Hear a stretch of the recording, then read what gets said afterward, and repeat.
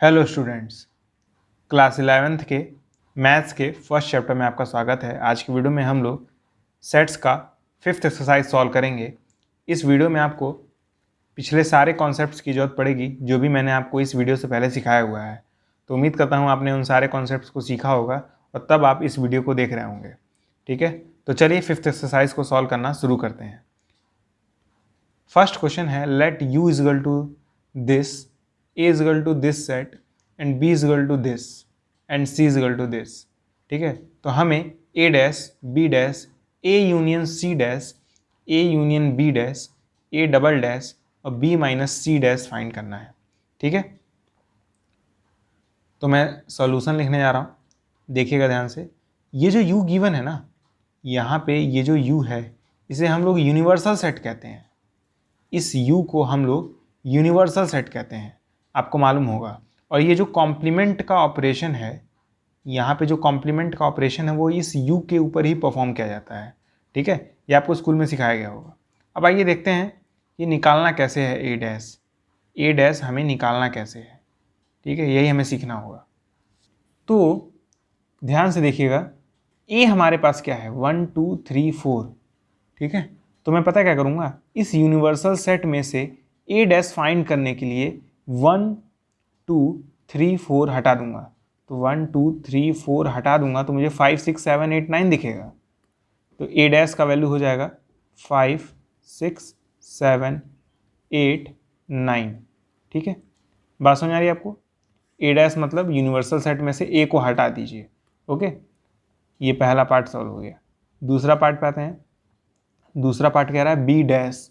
Okay, देखिएगा ध्यान से, बी डैश मतलब यूनिवर्सल सेट में से आपको बी हटाना है। यूनिवर्सल सेट में से आपको बी हटाना है। ठीक है, बी में क्या है, 2 4 6 8 है, तो मैं 2 हटा दूंगा, 4 हटा दूंगा, 6 हटा दूंगा, 8 हटा दूंगा। तो क्या दिख रहा है आपको, 1 3 5 7 9। 1 3 5 7 9, यही हमारा आंसर हो जाएगा। ओके,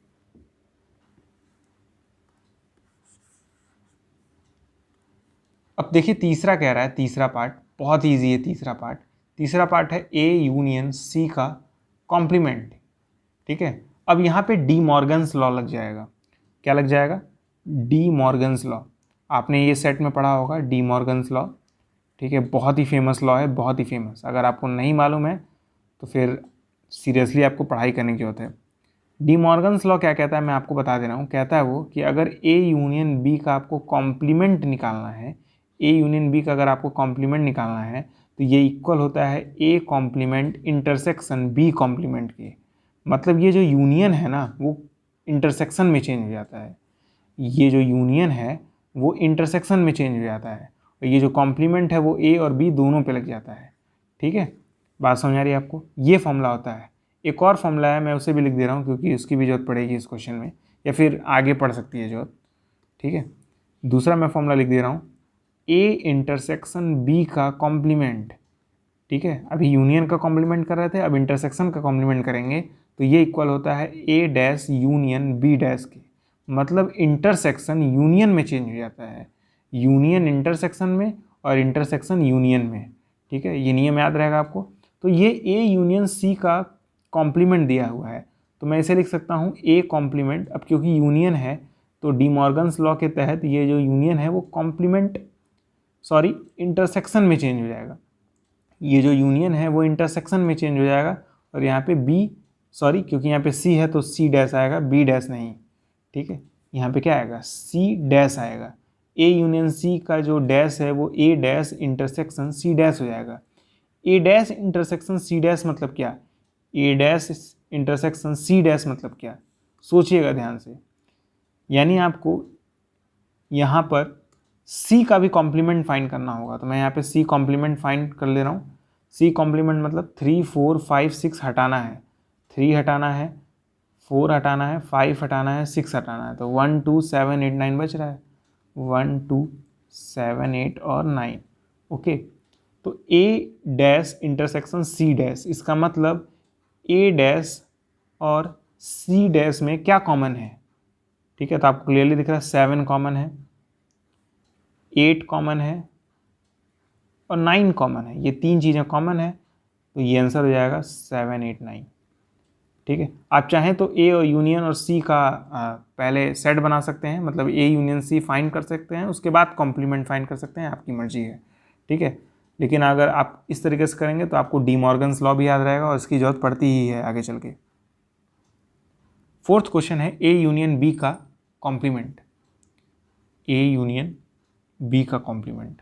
ओके, तो डी मॉर्गन्स लॉ के तहत ये हो जाएगा ए का कॉम्प्लीमेंट इंटरसेक्शन बी का कॉम्प्लीमेंट, मतलब यूनियन जो है वो इंटरसेक्शन में चेंज हो जाएगा। ठीक है, तो मैं ये वाली लाइन मिटा दे रहा हूँ क्योंकि मुझे समझाना है।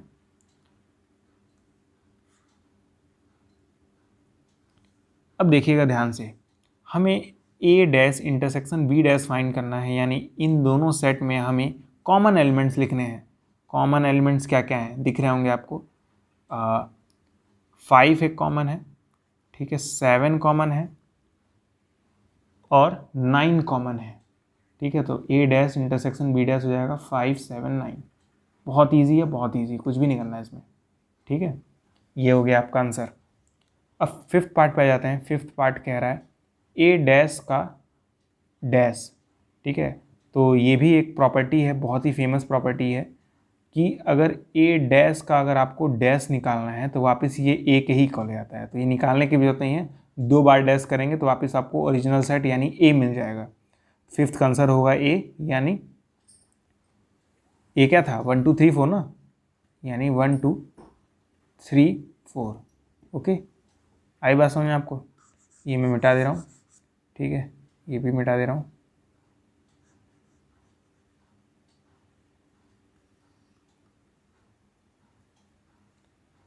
अब सिक्स्थ पार्ट देखिए क्या है। सिक्स्थ पार्ट है बी माइनस सी का कॉम्प्लीमेंट।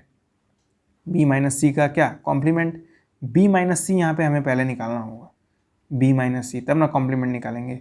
बी माइनस सी मतलब क्या होता है, बी में से आपको सी हटाना है, तो बी क्या था 2 4 6 8 था ना, बी आपका यही तो था, इसमें से आपको सी हटा देना है। ठीक है, तो सोचिए सी हटाना है यानी 3 हटाना है, देखिए 3 है यहाँ पे कहीं नहीं है, 4 हटाना है, 4 है यानी ये नहीं लिखना है, 5 हटाना है, 5 तो यहाँ कहीं है ही नहीं, फिर 6 हटाना है, 6 यहाँ पे है, इसे मैं हटा दूंगा, तो बचेगा क्या 2 और 8, तो बी माइनस सी करने पे आएगा 2 और 8। लेकिन हमें बी माइनस सी नहीं फाइंड करना था, हमें बी माइनस सी का कॉम्प्लीमेंट यानी आपको यूनिवर्सल सेट में से 2 और 8 हटाना होगा। ठीक है, क्योंकि 2, 8 का ही तो कॉम्प्लीमेंट फाइंड करना है। क्या दिख रहा है आपको 1 3 4 5 6 7 9, हो जाएगा 1 3 4 5 6 7 और 9। ठीक है, ये हमारा आंसर हो जाएगा। ओके, तो 6 पार्ट सॉल्व हो गए। ठीक है, इसमें आपका कोई डाउट आया तो आप टेलीग्राम चैनल या फिर कमेंट बॉक्स में पूछ लीजिएगा। ठीक है, वहाँ मैं आपके डाउट्स क्लियर करा दूंगा। ओके, सेकंड क्वेश्चन पे आते हैं। बहुत ईजी क्वेश्चन है, ये भी कुछ भी नहीं है इस क्वेश्चन में। हमें यूनिवर्सल सेट गिवन है, ये यूनिवर्सल सेट है, हमें कॉम्प्लीमेंट फाइंड करने के लिए बोल रहा है इन चारों सेट्स का। ठीक है, क्या फाइंड करने के लिए, कॉम्प्लीमेंट। ठीक है, कॉम्प्लीमेंट फाइंड करने के लिए बोला है इस वाले क्वेश्चन में। तो फिर से भाई, ठीक है, फिर से भाई सॉल्यूशन लिख रहा हूँ।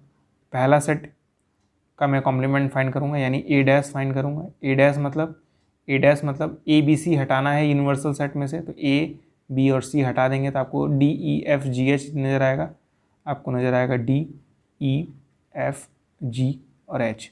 ओके, फिर दूसरे पे आ जाते हैं। दूसरा है बी, यानी बी का आपको कॉम्प्लीमेंट फाइंड करना है। ठीक है, तो मैं इसे मिटा दे रहा हूँ पहले।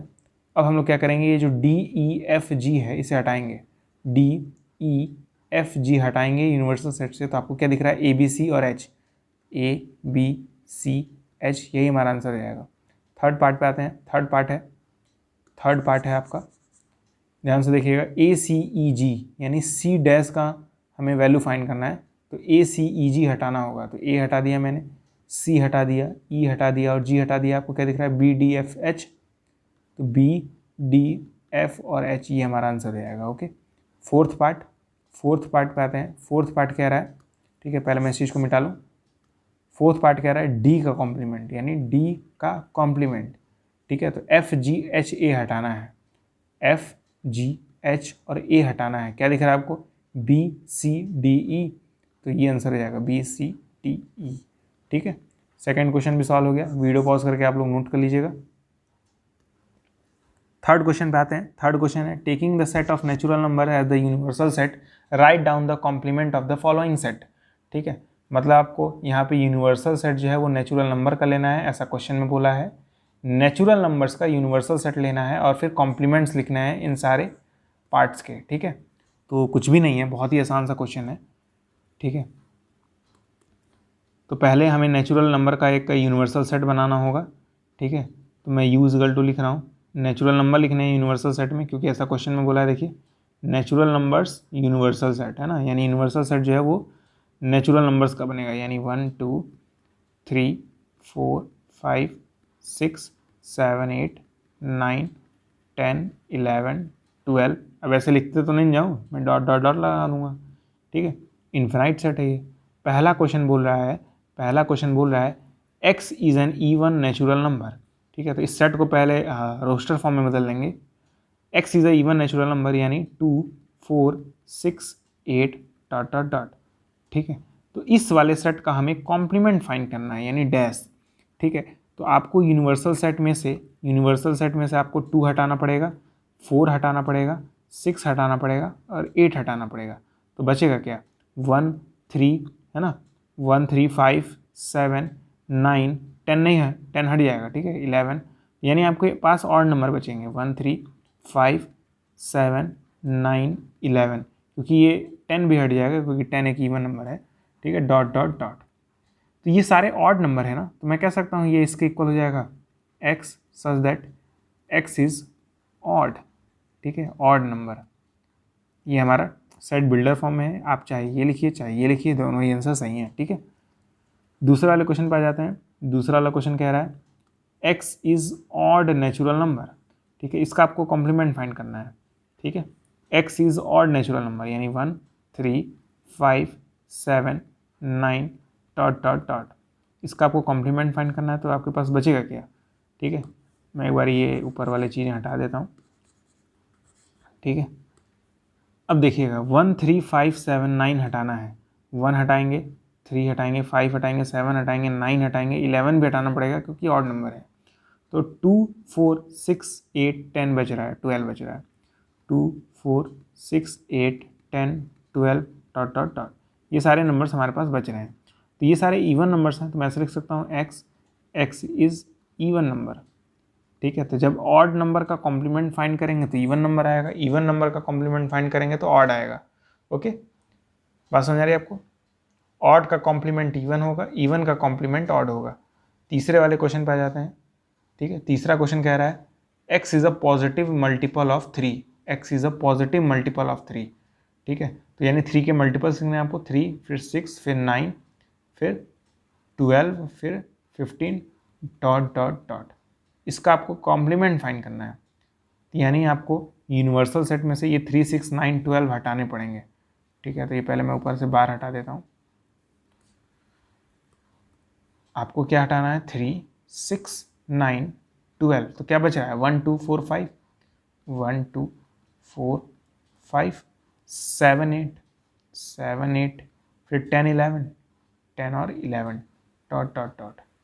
ठीक है, तो ये जो नंबर्स आए हैं ये मैं ऐसा कह सकता हूँ कि ऐसा नंबर हैं जो 3 के मल्टीपल नहीं है, तो मैं लिखूँगा सेट बिल्डर फॉर्म में x is such that x is not multiple of 3। तो जब 3 के मल्टीपल का कॉम्प्लीमेंट फाइंड करना था तो बस हो जाएगा x is not multiple of 3। ठीक है, नोट कर लीजिए क्योंकि मैं मिटाने जा रहा हूँ। फोर्थ पार्ट है x is a prime number. x is what, prime number. ठीक है, यूनिवर्सल सेट गलती से हट गया है। ठीक है, मैं वापस लिख दे रहा हूँ यूनिवर्सल सेट 1 2 3 4 5 6 7 8 9 10 11 12। ठीक है, ये यूनिवर्सल सेट था। हमें फोर्थ वाले पार्ट में बोला है x is a prime number. ठीक है, फोर्थ वाले पार्ट में बोला है x एक प्राइम नंबर है, यानी 2 है, 3 है, ठीक है, 5 है, 7 है, ठीक है, 11 है, 13 है, डॉट डॉट डॉट। ये सारे प्राइम नंबर्स होंगे, बहुत ज़्यादा होंगे, इन्हें हमें कॉम्प्लीमेंट फाइंड करना है, यानी 2 हटा देंगे, 3 हटा देंगे, 5 हटा देंगे, 7 हटा देंगे। ठीक है, तो बचेंगे क्या 1 4 1 4, ठीक है, 6 8 9 10 12, ठीक है, डॉट डॉट डॉट, ये सारे बचेंगे। ये सारे क्या है, कंपोजिट नंबर है ना, ठीक है। तो मैं कह रहा हूँ कि x such that x is a composite number, x is a composite number. 1 एक कंपोजिट नंबर नहीं है, बाकी सारे हैं, 1 नहीं है, तो मुझे ऐसे लगाना पड़ेगा यूनियन 1, ठीक है। x is a composite number union 1, क्योंकि अगर मैं सेट बिल्डर फॉर्म में कंपोजिट नंबर वर्ड यूज़ कर रहा हूँ तो 1 कंपोजिट नहीं है, तो इसको अलग से लिखने के लिए मैं यूनियन 1 कर दूंगा, ठीक है। बात समझ आ रही है आपको। फिफ्थ पार्ट सॉल्व करेंगे। फिफ्थ पार्ट क्या है, x is a natural number divisible by 3 and 5, ठीक है। एक ऐसा नेचुरल नंबर जो कि 3 और 5 दोनों से डिविजिबल हो, ठीक है। तो जो 3 से भी डिविजिबल होगा, जो 5 से भी डिविजिबल होगा, मैं कह सकता हूँ वो 15 से डिविजिबल होगा। तो सेट में आएंगे 15 30 45, ठीक है, डॉट डॉट डॉट। जब आप इस वाले सेट में से 15 30 45 हटाएंगे तो क्या बचेगा, 1 2 3, ठीक है, कॉम्प्लीमेंट 1 2 3 4 5 डॉट डॉट डॉट, ठीक है, 14 तक बचेगा, 15 नहीं आएगा, 16 आएगा, डॉट डॉट डॉट, है ना। इसी तरह तो मैं ऐसा कह सकता हूँ वो सारे x आएंगे सच that x is not multiple of 15, not multiple of 15, ठीक है। आपके बुक में हो सकता है आंसर कुछ और दिया हो, ठीक है, क्योंकि यहाँ पे जो एलिमेंट्स हैं वो 15 के हैं। जब कॉम्प्लीमेंट निकालेंगे तो वो नंबर्स आएंगे जो कि 15 के मल्टीपल नहीं होंगे, तो हम लोग ऐसे लिख सकते हैं, ठीक है। तो ये हमारा आंसर हो जाएगा।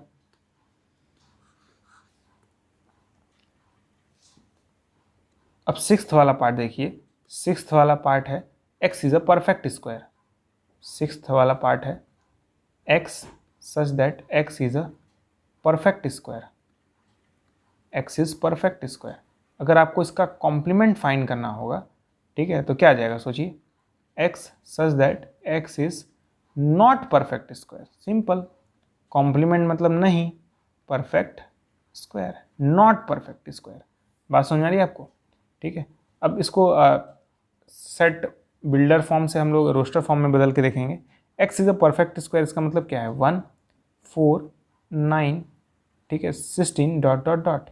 इसका हमें कॉम्प्लीमेंट फाइंड करना था, तो वो नंबर्स आते जो कि परफेक्ट स्क्वायर नहीं है, यानी 1 हटा देना है, 4 हटा देना है, 9 हटा देना है।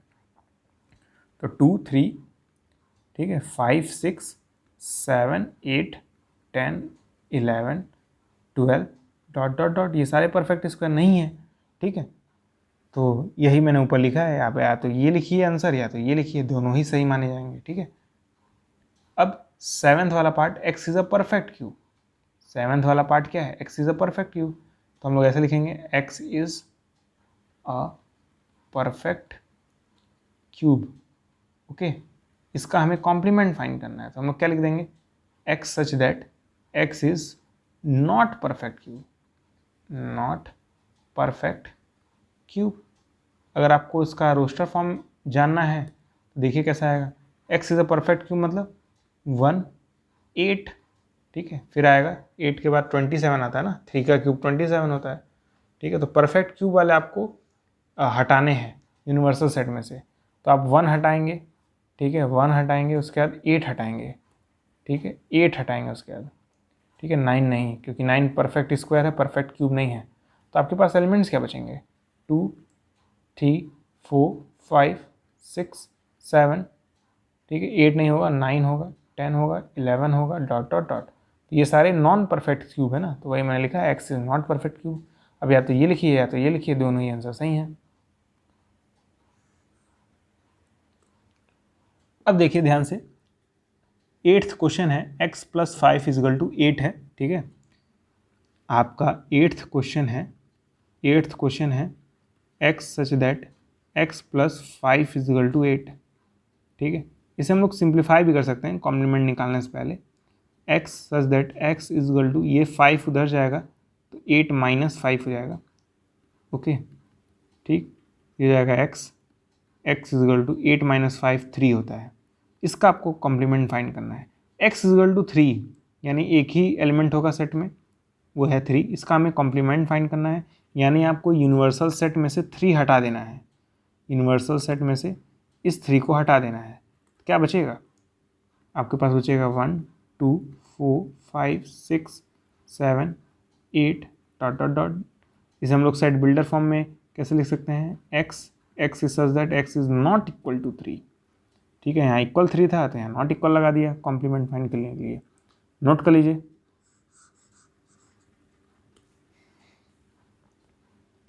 अब देखिए 9th क्वेश्चन क्या है, एक्स 2x + 5 = 9। ठीक है, 9th क्वेश्चन है x is such that 2x + 5 = 9। Okay, हम लोगों को इसका कॉम्प्लीमेंट फाइंड करना है। इससे पहले सॉल्व कर लेंगे। x = 2x, ये 5 उधर जाएगा तो 9 - 5 हो जाएगा। ठीक है, अब 9 - 5 करने पे तो ऑब्वियस सी बात है 4 आता है, तो मैं हटा के 4 लिख दे रहा हूँ। ठीक, अब ये जो 2 है इस 4 को 2 टाइम्स कट कर देगा तो हमारे पास बचेगा क्या, x सच दैट x = 2, यानी इस बार सेट में एक ही एलिमेंट आएगा वो है 2। ठीक है, तो इसका कॉम्प्लीमेंट क्या हो जाएगा, आपको 2 हटा देना है तो आपके पास 1 3 4 5 6 ये सब बचेंगे, 1 3 4 5 6 डॉट डॉट डॉट। ठीक है, ये सारे एलिमेंट्स बचेंगे। इसे हम लोग सेट बिल्डर फॉर्म में लिख सकते हैं, x such that x is not equal to 2। ठीक है, यहाँ कॉम्प्लीमेंट आएगा, कॉम्प्लीमेंट निकालना था। ठीक है, यहाँ पे x = 2 आ रहा था तो कॉम्प्लीमेंट करेंगे तो नॉट इक्वल टू 2 आएगा, सिंपल।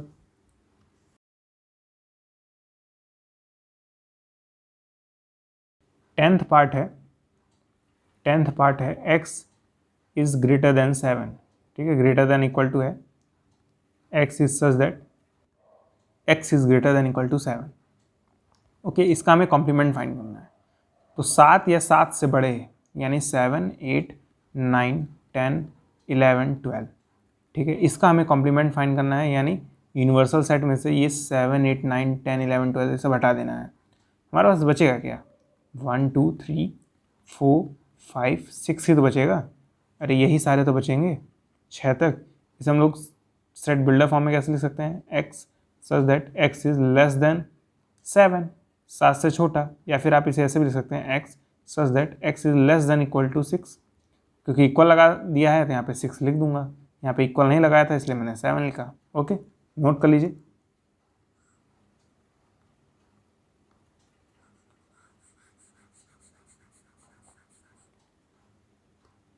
अब ये 9th क्वेश्चन देखिए, सॉरी 11th क्वेश्चन है, x such that x is a natural number and 2x + 1 is greater than 10। ठीक है, इसका हमें कॉम्प्लीमेंट फाइंड करना है। पहले सॉल्व कर लेते हैं। x belongs to natural number. अब ये जो 1 है वो 10 के जब बगल में जाएगा तो ये हो जाएगा 2x ग्रेटर देन 10 - 1 हो जाएगा। 10 - 1 करने पे 9 आता है, तो इस 10 - 1 की जगह मैं 9 लिख दूंगा, यहाँ पे 9 हो जाएगा। और ये 2 जो है वो 9 को 4.5 टाइम्स में कट कर देगा। ठीक है, तो ये जाएगा x such that x belongs to natural number, x is greater than 4.5। Okay, ठीक है, तो हमें ऐसे नंबर्स का कॉम्प्लीमेंट फाइंड करना है जो कि 4.5 से बड़े हों। 4.5 से बड़े 5 6 7 8 9 ये सब नंबर्स हैं। 5 6 7 8 9 डॉट डॉट डॉट, इन सब नंबर्स का हमें कॉम्प्लीमेंट फाइंड करना है, यानी ये सब हटा देने हैं। हमारे पास बचेगा 1 2 3 4, तो हम लोग लिखेंगे 1 2 3 4। ओके, ये कॉम्प्लीमेंट आ जाएगा। इसे आप सेट बिल्डर फॉर्म में लिख सकते हैं, x such that x is less than equal to 4। ठीक है, ये हमारा आंसर हो जाएगा। आप चाहे तो ऐसे भी लिख सकते हैं, x such that x is less then 5। ठीक है, आपकी मर्जी है, आप या तो ये लिखिए या तो ये लिखिए, दोनों ही सही है। 3rd क्वेश्चन सॉल्व हो गया। अब हम लोग 4th क्वेश्चन सॉल्व करेंगे। 4th क्वेश्चन है, if u equal to this set, यानी यूनिवर्सल सेट दे दिया है, a दिया है, b दिया है, आपको इस चीज़ को वेरीफाई करना है। ठीक है, ये डी मॉर्गन्स लॉ है, अभी मैंने बताया, तो वेरीफाई करना है यहाँ पे डी मॉर्गन्स लॉ को। ठीक है, सोल्यूशन देखिए। ठीक है, पहले वाले का सोल्यूशन देखिए पहले। ठीक है, हमें a union b dash is equal to a dash intersection b dash दिखाना है, प्रूफ करना है, वेरीफाई करना है। तो पहले LHS लेंगे। ठीक है, LHS में आपको a यूनियन b का डैश निकालना है। सबसे पहले आपको a यूनियन b निकालना पड़ेगा ना। ठीक है, तो a यूनियन b हम लोग निकालेंगे। a यूनियन b मतलब पहले a के एलिमेंट्स लिख लेना है, 2 4 6 8 मैंने लिख लिया। फिर b के एलिमेंट्स लिखने हैं, तो बी में 2 है 3 है, लेकिन 2 तो मैंने लिख लिया है तो मैं 2 नहीं लिखूँगा, 3 5 7 लिख दूँगा, 3 5 7। ओके, अब इसका हमें ए यूनियन बी का कॉम्प्लीमेंट भी तो निकालना है, तो ए यूनियन बी का कॉम्प्लीमेंट क्या आ जाएगा? ठीक है, आपको 2 4 6 8 3 5 7 ये सब हटाना होगा, 2 हटाना पड़ेगा, 4 हटाना पड़ेगा, ठीक है, फिर 6 और 8, 6 और 8 हटाएंगे, फिर 3 5 7, तो 3 5 7 क्या बच रहा है? 1 और 9 ना, 1 बच रहा है और 9 बच रहा है सिर्फ। ए यूनियन बी का कॉम्प्लीमेंट करने पर आ जाएगा 1,9, तो ये LHS आ गया। ठीक है, मैं सब चीज़ों को मिटा दे रहा हूँ ताकि आपको दिख सके हर एक चीज़। ये आप क्या LHS आ गया। अब हम लोग RHS निकालेंगे, ठीक है, RHS में निकालने जा रहा हूँ। RHS में हमें देखिए A dash intersection B dash निकालना है, मैं पहले यहाँ पे A डैश निकाल दूंगा अलग से। ठीक है, RHS में हमें A dash intersection B dash निकालना है, तो A डैश मतलब 2 4 6 8 हटा दीजिए, 2 4 6 8 हटा दीजिए, क्या दिख रहा है? 1 3 5 7 9, 1 3 5 7 9 दिख रहा है आपको। ठीक है, तो ये आ गया A dash equal to 1 3 5 7 9। Okay, अब हमें B डैश भी निकालना पड़ेगा, ठीक है, तो मैं इसे मिटा दे रहा हूँ। B डैश मतलब 2 3 5 7 हटा दीजिए, 2 3 5 7 हटा दीजिए, क्या दिख रहा है आपको? 1 4 6 8 9। ठीक है, क्या दिख रहा है आपको? 1 4 6 8 और 9। ठीक है, मैं यहाँ पे लिख दे रहा हूँ B डैश की वैल्यू है 1 4 6 8 और 9। बात समझ आ रही है आप? अब आपको A dash intersection B dash निकालना था, यानी इन दोनों में कॉमन क्या है? क्लियरली देख सकते हैं आप, 1 कॉमन है, 9 कॉमन है और कुछ भी कॉमन नहीं है, तो A इंटरसेक्शन B डैश ये हो जाएगा 1,9। ठीक है, यही आपका आंसर है। आप देख सकते हैं LHS जो है वो RHS के बराबर है, क्लियरली, है ना। ये आपका LHS था, ठीक है, ये आपका LHS था, 1,9 आया था। ये आपका RHS है, ये भी 1,9 आया है। तो ये जो पहला वाला चीज़ था ये वेरीफाई हो गया है। ठीक है, आप नोट कर सकते हैं, आपकी मर्जी है। अब देखिए दूसरा पार्ट सॉल्व करेंगे, ये वाला। इसमें हमें A इंटरसेक्शन B का जो डैश है वो A dash union B dash होता है, ये हमें वेरीफाई करना है। ठीक है, तो पहले LHS सॉल्व करेंगे। LHS है A इंटरसेक्शन B का डैश, तो पहले A इंटरसेक्शन B निकालना पड़ेगा ना। A इंटरसेक्शन B मतलब A और B में कॉमन क्या है? तो क्लियरली मुझे 2 कॉमन दिख रहा है, 2, और कुछ तो कॉमन नहीं दिख रहा है, तो A इंटरसेक्शन B में एक ही एलिमेंट आएगा, वो है 2। लेकिन हमें A इंटरसेक्शन B का कॉम्प्लीमेंट फाइंड करना है, डैश फाइंड करना है, यानी बस मुझे ये 2 हटाना है यूनिवर्सल सेट में से। तो 1 3 4 5 7 8 9 ये सब बचेगा, तो मैं लिख लूँगा 1 3 4 5 6 7 8 और 9। ठीक है, ये LHS हो गया। अब हम लोग RHS सॉल्व करेंगे। RHS में देखिए A dash union B dash बोला है, A dash union B dash हम लोग निकालेंगे। A डैश मतलब ये, B डैश मतलब ये, मैंने इसलिए मिटाया नहीं था इन दोनों को क्योंकि मुझे मालूम था ज़रूरत पड़ेगी। तो A dash union B dash क्या आएगा बताइए? पहले 1 3 5 7 9 लिख ले रहा हूँ मैं, 1 3 5 7 9, फिर 1 4 6 8 9 लिखूँगा, लेकिन 1 नहीं लिख पाऊँगा क्योंकि 1 ऑलरेडी आ चुका है। ठीक है, और क्या नहीं लिख पाऊँगा? 9 नहीं लिख पाऊँगा क्योंकि 9 भी ऑलरेडी आ चुका है। क्या लिखूँगा? 4 6 8, तो यहाँ पे मैं 4 6 और 8 लिख दे रहा हूँ। और आप देख सकते हैं ये जो LHS है और ये जो RHS आया है ये दोनों आपस में इक्वल हैं, तो LHS बराबर HS, LHS बराबर RHS, हैंस वेरीफाइड। ठीक है, फोर्थ क्वेश्चन भी सॉल्व हो गया। आप लोग नोट कर लीजिए, मैं ये सब मिटा दे रहा हूँ ताकि आपको सब कुछ साफ साफ दिख सके। ठीक है, हटा दे रहा हूँ ये लाइन। ठीक है, यहाँ पे था 1 और यहाँ पे था 9। ठीक है, वो बस समझाने के लिए मैंने ड्रॉ किया हुआ था। ओके,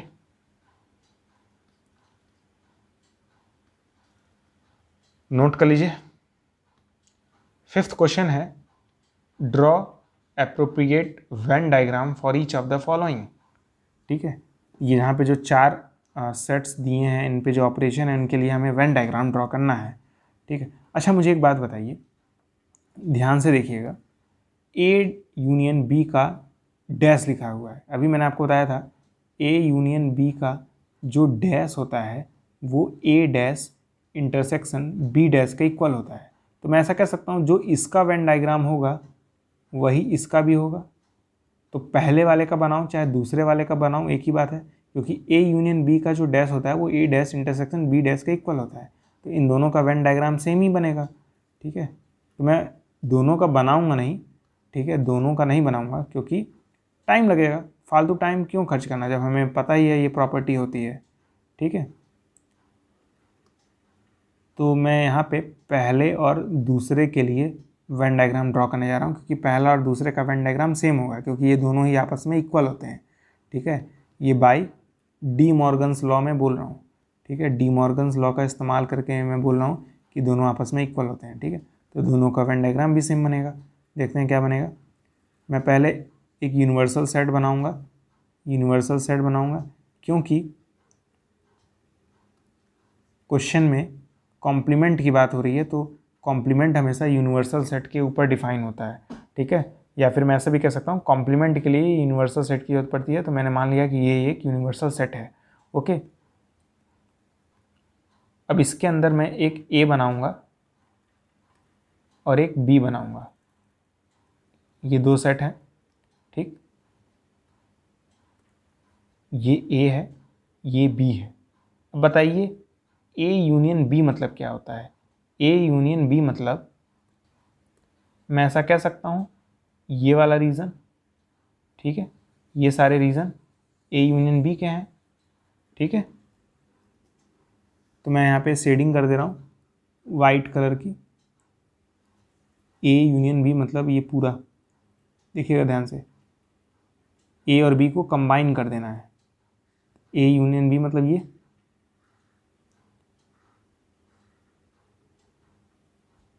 ठीक,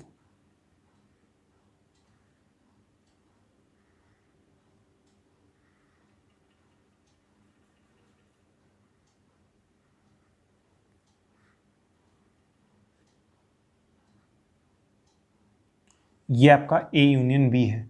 ठीक है, यहाँ पे मैं लिख भी दे रहा हूँ ये आपका ए यूनियन बी है। तो ए यूनियन बी डैश बोल रहा है क्वेश्चन में, देखिए ध्यान से, डैश बोला है क्वेश्चन में, डैश बोला है। तो डैश मतलब क्या है, ये सारा एरिया छोड़ देना है, मतलब इस एरिया पे हमें ध्यान देना है। ये जो बच गया है एरिया, नॉन शेडेड रीजन पे हमें ध्यान देना है। ठीक है, तो जो मैं रेड लाइन से ड्रॉ करूँगा वो आपका ए यूनियन बी का कॉम्प्लीमेंट बताएगा। ठीक है, तो मैं ऐसे ड्रॉ कर दे रहा हूँ। ये जो एरिया है वो आपका ए यूनियन बी का कॉम्प्लीमेंट बताएगा, ये जो एरिया। ठीक है, ओके।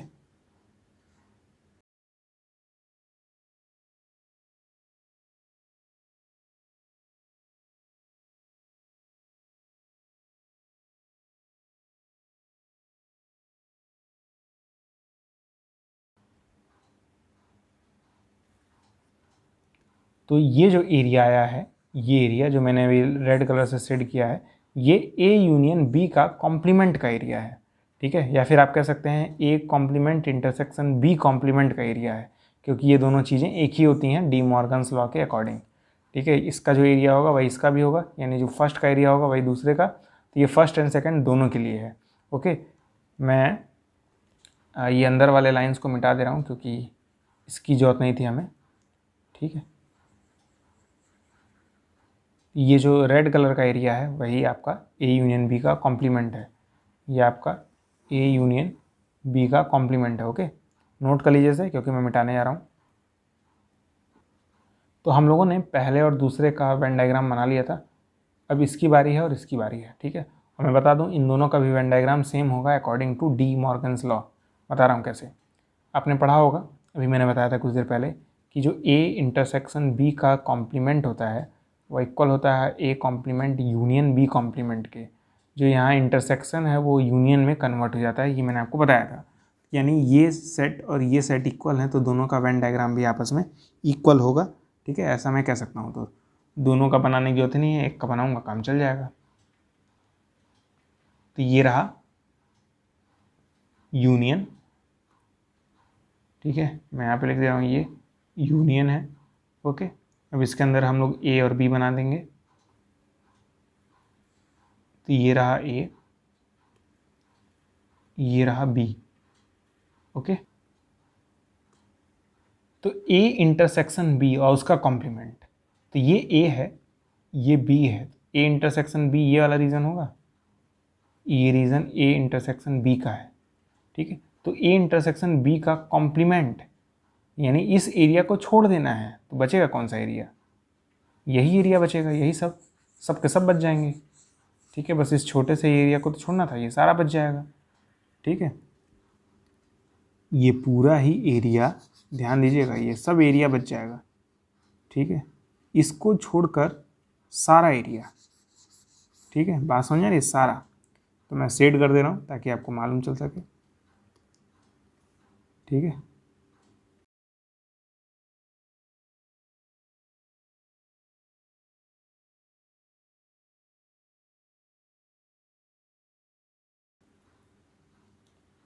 अंदर वाली लाइन में मिटा दे रहा हूँ, ठीक है। तो ये जो मैंने सेट किया है वो सारा एरिया बस इस अंदर वाले को छोड़कर, ठीक है, इस अंदर वाले को छोड़कर बाकी बाहर जितना एरिया है वो सब इस चीज़ को रिप्रेजेंट करेगा, या फिर कह सकता हूँ मैं इस चीज़ को, दोनों सेम चीज़ें हैं, ठीक है। तो आप लोग नोट कर लीजिएगा, मैंने बता दिया है दोनों चीज़, ठीक है। ये तीसरे और चौथे दोनों का ही वेन डायग्राम है, दोनों का वेन डायग्राम सेम होगा क्योंकि ये दोनों एक ही चीज़ हैं, by De Morgan's law, by De Morgan's law. बहुत इंपॉर्टेंट लॉ है, नहीं पढ़ा है आपने तो फिर पढ़ने लायक चीज़ है ये, पढ़िएगा ज़रूर, ठीक है। ये मैं मिटा दे रहा हूँ, आप लोग बना सकते हैं, ठीक है, वीडियो को पॉज करके बना लीजिएगा। हम लोग 6th क्वेश्चन सॉल्व करेंगे, ठीक है। क्वेश्चन कह रहा है let U be the set of all triangles. Question में क्या बोला है कि यू जो है वो सेट ऑफ ऑल ट्रायंगल्स है, यूनिवर्सल सेट आपका सारे ट्रायंगल्स का सेट है। कह रहा है A is a set of triangles with at least one angle different from 60 degree. कह रहा है what is a dash.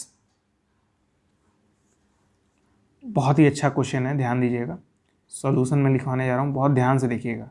You जो है वो एक ट्रायंगल्स का सेट है, जितने भी ट्रायंगल्स पॉसिबल हैं इस दुनिया में उन सब का कलेक्शन है, ठीक है।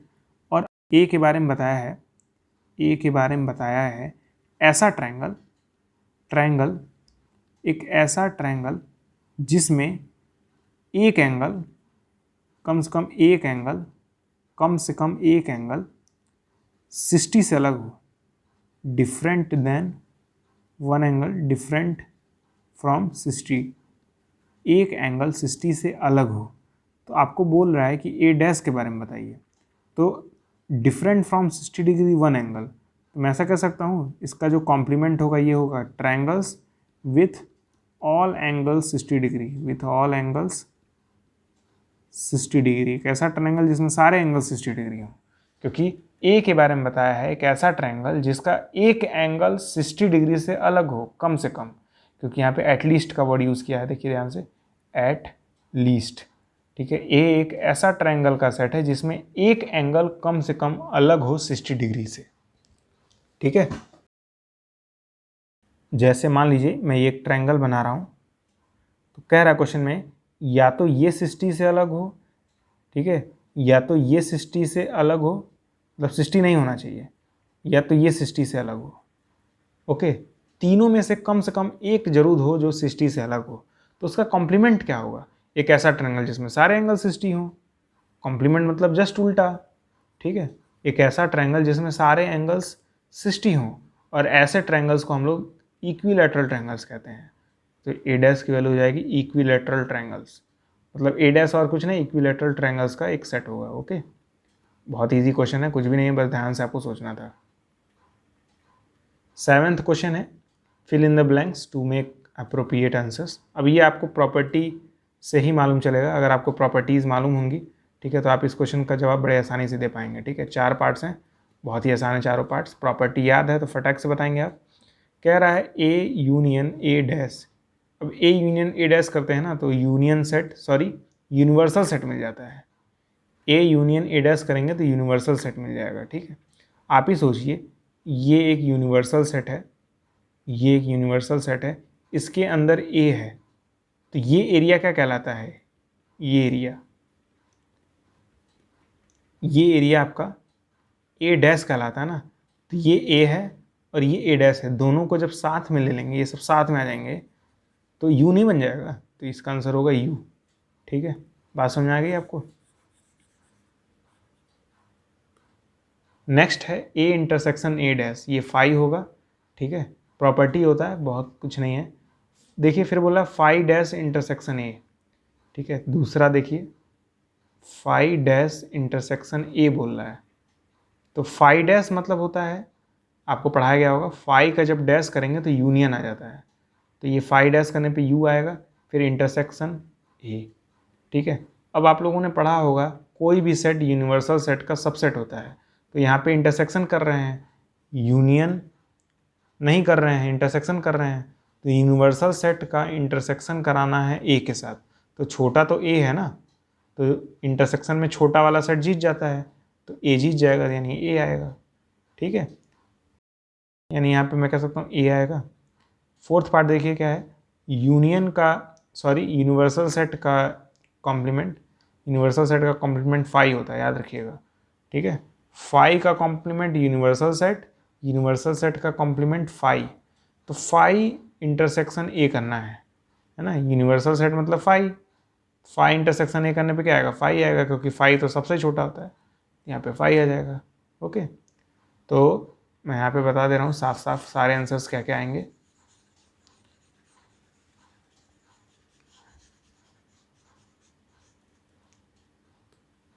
पहले वाले का आंसर होगा यूनिवर्सल सेट, दूसरे वाले का आंसर होगा ए, तीसरे वाले का आंसर होगा फाई, चौथे वाले का आंसर होगा फाई। ओके, तो आज मैंने 7 क्वेश्चंस कराए हैं, इतने ही क्वेश्चन दिए हैं आपके एनसीईआरटी में। उम्मीद करता हूँ आपको ये वीडियो समझ में आया होगा। अगर आपका कोई डाउट रह जाता है तो आप मुझसे टेलीग्राम चैनल या फिर कमेंट बॉक्स में क्वेश्चन पूछ सकते हैं। आज के वीडियो में बस इतना ही, मिलते हैं अगले वीडियो में, तब तक के लिए गुड बाय।